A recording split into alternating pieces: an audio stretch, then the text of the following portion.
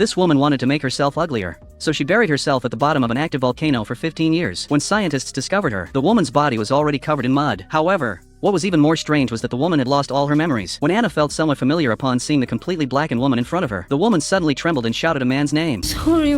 Anna was instantly shocked by the woman's response, because the person the woman mentioned was none other than her own father. Subsequently, the scientists sent the woman to a nearby hospital for examination. Just as the nurse was cleaning the black mud off her body, the woman seemed to remember something. She emotionally exclaimed that she needed to go to work and was about to be late. Anna felt extremely confused, because this hotel had not hired any employees for 15 years. Just then, Anna's father also arrived at the hospital. He was also very curious about the matter his daughter mentioned on the phone, but when Anna's father stepped into the hospital room and saw that woman, his eyes were filled with fear. No matter how much the woman shouted his name, Anna's father did not respond. Instead, he fled the hospital in fear. Anna realized that her father seemed to be hiding some secret. To quickly investigate the woman's background, the sheriff went to the hotel to ask the proprietress for information, hoping to obtain more clues from there. However, when searching through the hotel's historical employee files, she found that the woman had indeed worked there 15 years ago, but had finally been assigned to work in another city. She was unsure whether the information the woman left was still valid, as she had not yet acquired the hotel at that time. After obtaining the information, the sheriff immediately called the number on the documents, but a boy answered the phone. Through his confirmation, it was determined that Hill was his mother, but his mother had now gone to work, and he told the police to call back later if they had something to discuss. At the same time, the father rushed home and discovered that the crow he had buried the day before had come back to life. He immediately dug up the hole where he had buried the crow, but found that the crow's body had mysteriously disappeared. That night, Anna called again. When she asked the boy if he knew this woman named Hill, the boy thought it was ridiculous, so how could she be in the hospital? Subsequently, Anna handed the phone to the woman, but when the boy heard the woman's voice on the phone, he was shocked. Just as the boy was about to ask again, his mother's voice came from behind him. At first,